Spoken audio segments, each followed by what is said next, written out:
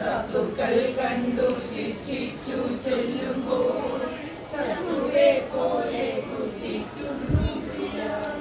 പണ്ഡിതന്മാരെ കാണുന്ന നേരത്തു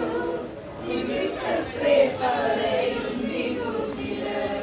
കാണ്ട നമ്മുടെ സംസാരം കൊണ്ടത്രേ വിശ്വമീ വണ്ണം നിൽപ്പൂവെന്നും ചിലർ.